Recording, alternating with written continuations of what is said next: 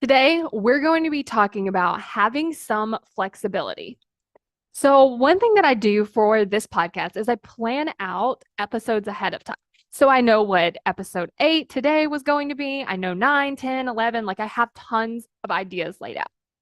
And I could be really strict about it. And I'm like, okay, this is what it says for episode 8. So, this is what I'm going to record right now and follow it perfectly. But what I want to talk to you about today is just having some flexibility. So, what I start with when I sit down to record my podcast is I see the topic that I plan to record, but I actually start by asking myself, is there something I really want to share today? What do I want to talk about today? Is there something that's on my mind that I think would be, important for people to hear? So I ask myself that first.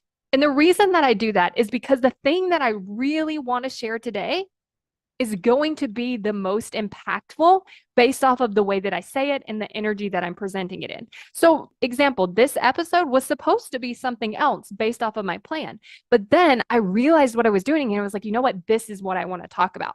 And so that's what I decided to do. But here's the key. I'm not making myself wrong for doing that. So a lot of times if we say, okay, this is what I'm going to do, I'm going to record episode 8 and it's going to say this, and then we don't do it, our brain can often judge us. And it's like, no, you're supposed to be doing that. And you're supposed to be making sure that you're following the plan and things are going to be out of order and all of this kind of stuff.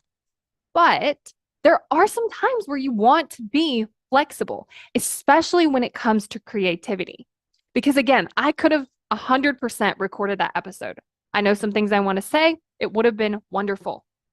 But for me and my creativity, what's also very fun is saying the thing that I really want to say right now.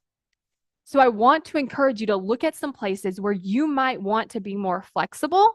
And then you can start bringing that kind of inspired energy into the things that you're creating. Are you constantly judging yourself for not taking action? Are you frustrated with yourself because you just don't understand why? Are you really, really mean to yourself when this happens?